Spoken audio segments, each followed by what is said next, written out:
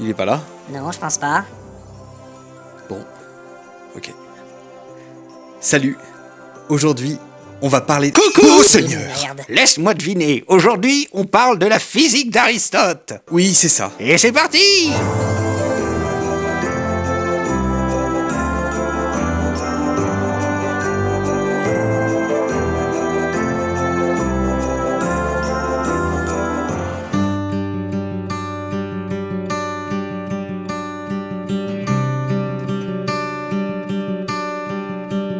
Quand on parle de la physique d'Aristote, on pense tout de suite à une physique datée et totalement dépassée.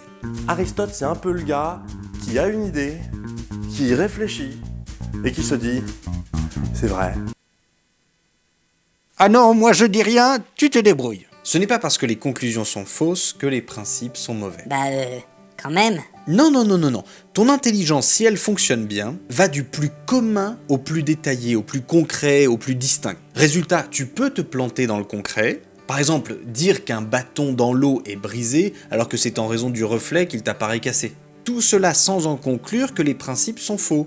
Pour le même exemple, dire que la sensation est trompeuse. Oh la balle perdue. De la même manière, mes principes physiques sont irréfutables, mais mes conclusions, je l'ai dit moi-même, elles sont sujettes à la contestation. Physique vient du grec physis, qui signifie la nature. Ainsi, quand on parle de la physique d'Aristote, on parle de tous les ouvrages qui envisagent les choses naturelles. Aristote est un passionné de toutes les choses naturelles. Résultat, il a beaucoup écrit sur le sujet. Mais attention, il y a un ordre à respecter dans la science physique. Premièrement, Aristote envisage les choses de manière générale, quasiment principielle, c'est-à-dire toutes les choses naturelles. Il s'agit du premier ouvrage qui s'appelle Les Physiques. Puis il va parler des choses qui sont solides, de la génération et de la corruption, pour parler finalement de l'apparition des choses. Puis l'étude des sciences naturelles va se diviser en deux. D'abord, on va envisager les choses qui sont juste matérielles inertes, et ensuite on va envisager le vivant. Pour ce qui est des corps inertes, on va avoir le premier traité, qui est le traité du ciel, qui envisage les théories astronomiques d'Aristote.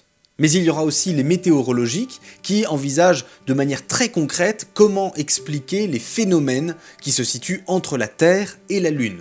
Ça, c'est pour les choses inertes. Quand on passe au monde du vivant, alors là, on a du volume. Aristote suit exactement la même méthode. On va du plus commun, du plus général, au plus concret, au plus distinct. On va commencer par un livre qui s'appelle le Péripsuché, ou le De l'âme, le De anima en latin. Il ne faut pas voir ici l'âme comme quelque chose de religieux, puisque pour Aristote, âme signifie principe de vie, principe de ce qui est animé, donc âme. S'ensuit un traité zoologique qui se nomme Histoire des animaux, et une classification animale qui se nomme Partie des animaux. Enfin, il y a 3 traités qui parlent des activités propres aux vivants, le mouvement des animaux, la marche des animaux et la génération des animaux.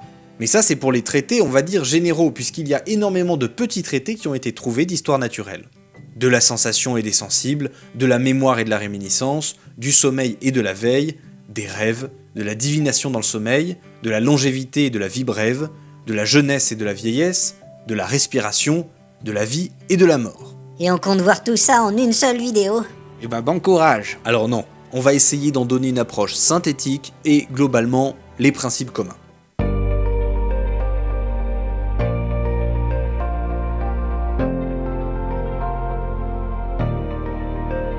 Tout d'abord d'un point de vue physique, on va partir de ce qui est le moins réfutable vers ce qui est le plus réfutable. Premièrement, Aristote part de ce qu'il observe le plus facilement, à savoir que les choses, toutes les choses que l'on observe, toutes les choses naturelles ont quelque chose en commun, c'est qu'elles bougent. Ceci devrait te rappeler Thalès. Pour donc comprendre la nature, il va falloir essayer de comprendre le devenir, puisque ce qui caractérise toutes les choses naturelles, c'est qu'elles deviennent. Les principes du devenir sont pour Aristote au nombre de 3. Il y a premièrement ce qui devient, le sujet du devenir, ce que la chose est devenue, la nouvelle forme acquise par le sujet du devenir, et ce que la chose n'est plus, la forme qu'a perdu le sujet du devenir. Ce qui peut te sembler obscur, en fait, c'est quelque chose qui est très simple. Aristote essaie d'expliquer de manière la plus précise possible le fait que pour qu'une chose puisse devenir, il faut qu'elle ne soit pas ce qu'elle va devenir, et qu'une fois qu'elle soit devenue, elle ne soit plus ce qu'elle a été. J'ai pas vachement l'impression que ce soit plus clair, excusez-moi. Prenons un exemple, l'eau qui devient chaude. Il y a 3 réalités. l'eau, la chaleur qu'elle reçoit et la froideur qu'elle perd. Si on supprime l'eau, il n'y a plus de devenir puisqu'il n'y a plus de sujet du devenir. Si on supprime la chaleur qu'elle est en train d'acquérir, eh bien il n'y a plus de devenir non plus. Et si on supprime la froideur qu'elle quitte, il n'y a plus de devenir puisque le devenir est déjà acquis. Ainsi, pour qu'il y ait changement, il faut qu'il y ait trois principes. Un sujet et deux formes contraires.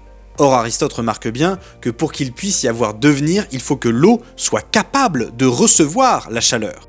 Ainsi, on dit que l'eau est en puissance à recevoir la chaleur, et que la chaleur est l'acte relatif à cette puissance. La froideur étant la privation de chaleur. Ainsi, il y a trois principes du devenir, la matière, le sujet, la forme, la chaleur ici, et la privation, la froideur ici.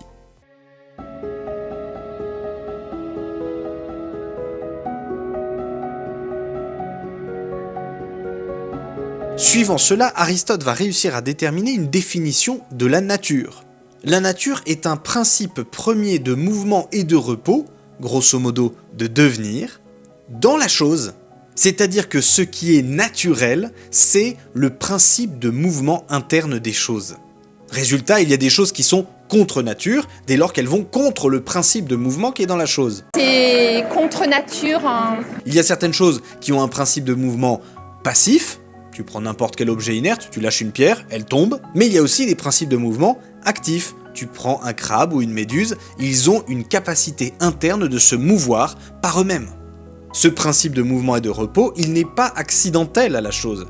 Il est dans son essence. Voilà pourquoi on va parler de la nature d'une chose. La nature d'une chose, c'est envisager son principe de mouvement et de repos, premièrement et par soi.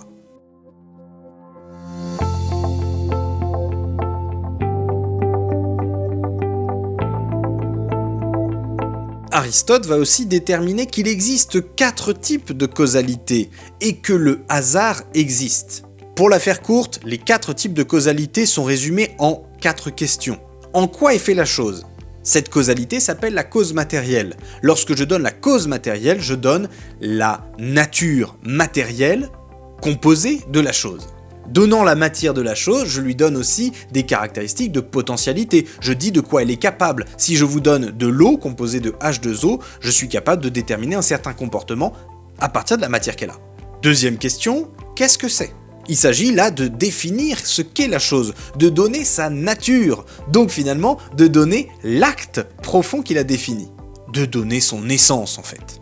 On appelle ça la cause formelle. Ensuite, qu'est-ce qui a produit cette chose ? Là, tu interroges l'agent potentiel qui a exécuté la chose que tu envisages. On appelle ça la cause efficiente, celle qui produit un effet, en fait, sur la chose. Ensuite, pourquoi la chose existe ? En vue de quoi elle est faite ? Et là, tu envisages la cause finale de la chose. 4 causalités. Cause matérielle, cause formelle, cause efficiente, cause finale. Il le cause toujours, tu connais? Personne en fait là-bas, je sais pas pourquoi je regarde là-bas. Pour Aristote, le hasard existe. Il s'agit de la rencontre fortuite entre deux causalités qui ne poursuivaient pas l'effet escompté. Et une des caractéristiques du hasard pour Aristote, c'est que cela ne se produit que rarement. Ainsi, ce qui est fait par nature, qui se produit régulièrement, s'oppose à ce qui est fait par hasard, par chance, par fortune, parce que ça se produit assez peu de fois.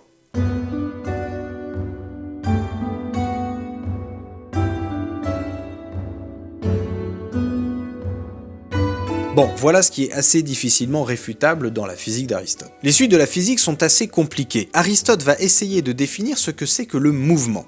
Pourquoi fait-il ça ? Il a d'abord défini ce qu'était le devenir, en donnant les 3 principes, matière, forme et privation, et là il va essayer de définir ce qu'est le mouvement. Oui, parce qu'il a défini la nature comme étant un principe premier de mouvement. Il faut donc, pour bien comprendre ce qu'est la nature, savoir ce que c'est que le mouvement. Comment définir le mouvement ? Et alors c'est là que Aristote devient un petit peu obscur pour celui qui n'étudie pas la physique d'Aristote. Aristote ne veut pas parler du mouvement achevé, il ne veut pas parler du mouvement qui n'a pas encore commencé, il veut parler de l'acte même du mouvement. Or il se rend bien compte qu'il s'agit d'un acte qui est incomplet, puisqu'il n'a pas encore réalisé complètement ce pourquoi il tend, ce vers quoi sa cause finale est en train de tendre, et en même temps il n'est pas pure potentialité qui n'a pas encore commencé à se mouvoir. Le mouvement se définit donc comme un acte de ce qui existe en puissance, en tant qu'il est encore en puissance. Lorsque je suis en train de faire ce mouvement-là, je suis en train de réaliser un acte qui est en puissance à être de ce côté-là, en tant qu'il est encore en puissance à être de ce côté-là. Parce qu'une fois qu'il y sera, il ne sera plus en mouvement. Le mouvement se définit donc comme un acte de ce qui existe en puissance en tant qu'il est en puissance.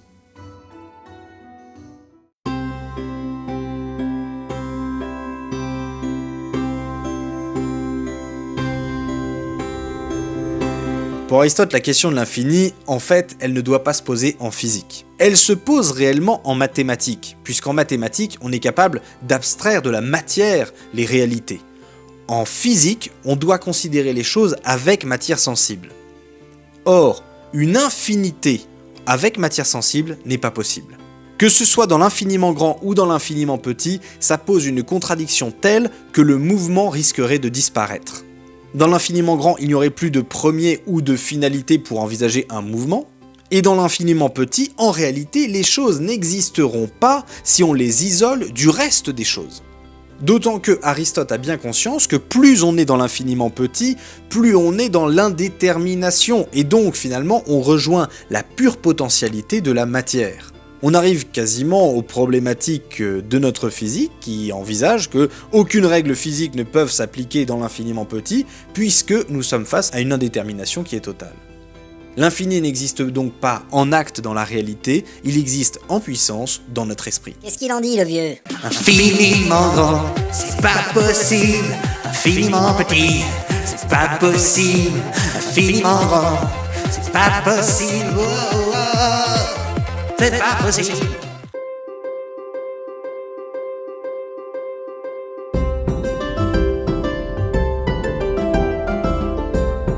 Mais alors qu'en est-il du lieu ? Aristote va définir le lieu comme étant la limite immobile d'un corps enveloppant toute chose. Pour qu'il y ait mouvement, il faut bien qu'il y ait deux lieux qui soient immobiles, parce que Parce que si les lieux étaient eux-mêmes mobiles, et que le mouvement est le passage d'un lieu à un autre, il faudrait que le lieu passe d'un lieu à un autre, et que le lieu passe d'un lieu à un autre, que ce lieu même passe d'un lieu à un autre, et donc il y aurait une infinité de lieux. Or l'infini n'existe pas. donc les lieux sont forcément immobiles. Puisqu'on a envisagé la question du lieu, il faut envisager la question du temps. Aristote déclare que le temps n'existe pas sans le mouvement. S'il n'y a pas de mouvement, il n'y a pas de temps. Donc le temps peut se définir de la sorte, le temps c'est le nombre du mouvement selon l'avant et l'après. Envisager un temps qui existerait sans mouvement n'est pas possible. Il faut bien un référentiel qui te permet de définir qu'il y a un avant et un après. Or ce référentiel, tu ne peux que l'avoir dans un devenir, dans un mouvement.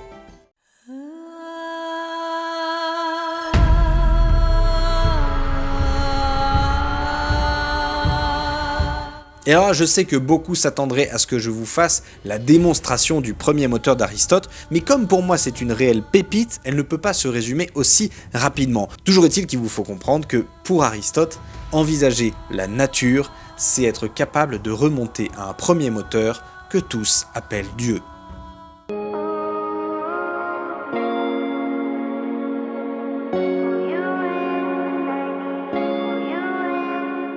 Ce que nous venons de voir chez Aristote est difficilement réfutable, bien qu'il y ait quelques limites qui apparaissent. Cependant, il y a des erreurs explicites chez Aristote. Oui, ça va, on n'est pas obligé de remuer en permanence les choses mal faites. Oh.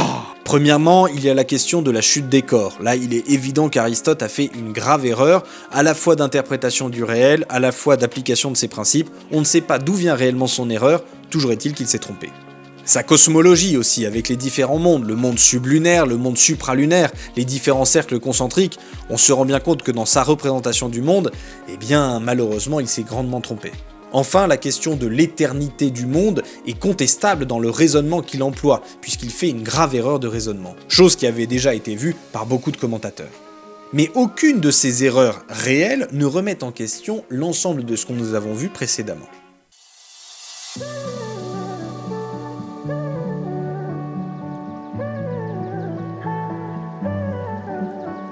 C'est dans le Péripsuché qu'on observe le plus cette question du vivant. C'est un livre un petit peu inclassable, puisqu'on se situe à la limite entre la physique, entre l'anthropologie, entre tout un tas de matières, et finalement Aristote ne nous dit pas à quel endroit il aurait rangé cette étude. Toujours est-il que le vivant se caractérise par des activités. Des activités qui lui sont permises par son principe vital qu'on appelle l'âme. L'âme se définit comme un acte, comme une forme, d'un corps ayant la vie en puissance, ou d'un corps physique organisé. Ça, c'est toi qui choisis ta définition. Lorsqu'on définit l'âme comme étant l'acte d'un corps ayant la vie en puissance, eh bien on se retrouve avec tout un tas de potentialités du vivant. Les activités de base concernent les activités qui vont du végétal à l'homme, et on appelle ça les activités végétatives. Il s'agit de la nutrition, de la croissance et de la reproduction. Puis on franchit un cap. Ce qui sépare le végétal de l'animal sont les facultés dites sensitives. On passe dans le règne animal dès lors qu'il y a une sensation possible, c'est-à-dire une connaissance. Une connaissance par soit les 5 sens externes, le toucher, le goût, l'odorat, l'ouïe, la vue, ou les sens internes. Le sens commun qui permet de rassembler autour d'une sensation l'ensemble de ce que nous percevons. Par exemple, vous êtes capable de dire que c'est exactement la même chose que vous voyez et que vous entendez en même temps. Un deuxième sens interne, c'est l'imagination qui vous permet de finalement, si vous fermez les yeux, continuer à me représenter de manière codifiée particulière. La mémoire qui vous permet de vous souvenir le jour où vous allez devoir raconter que vous avez vu cette vidéo et que vous avez retenu des trucs en plus. Et l'estimative ou l'instinct que l'on va retrouver comme étant une espèce de tension intérieure, une espèce d'énergie intérieure, une espèce de faculté qui nous fait saisir ce qui est bon et ce qui est mauvais pour nous. Ça concerne les animaux et l'être humain. Arrivent des facultés qui ne concernent que l'être humain. L'intelligence. L'intelligence, c'est la faculté pour l'homme d'abstraire à partir de sa sensation un concept. L'animal a d'autres perfections qui dépassent totalement l'être humain. Sauf que l'être humain a une faculté que les animaux n'ont pas, et c'est cette capacité à abstraire les choses, à être capable en plus d'en donner un codage complètement culturel qui s'appelle le langage. Cette intelligence, dès lors qu'elle va envisager les choses bonnes, elle va l'universaliser, ce qui va donner un espèce d'appétit vers le bien pris universellement, et on appelle ça la volonté. La volonté, c'est l'appétit du bien pris universellement. Et ainsi, on a vu les principes généraux de l'ensemble du vivant. Il va falloir maintenant les étudier dans le détail, et là à nouveau, Aristote a pu faire des erreurs.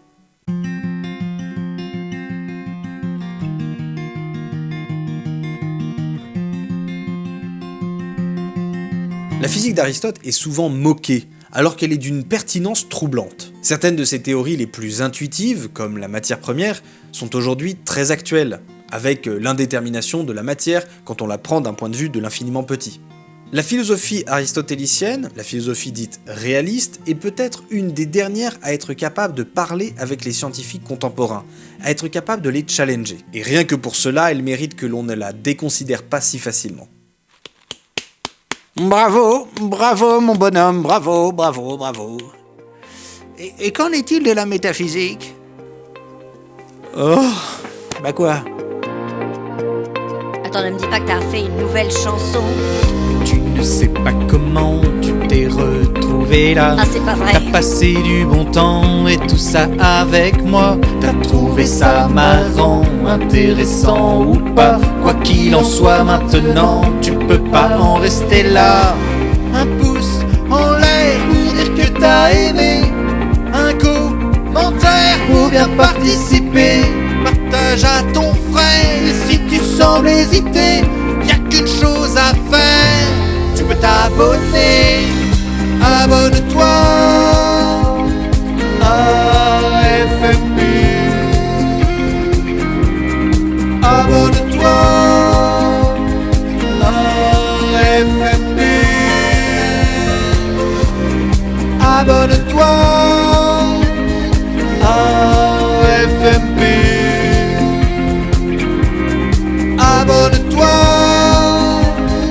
à FMP.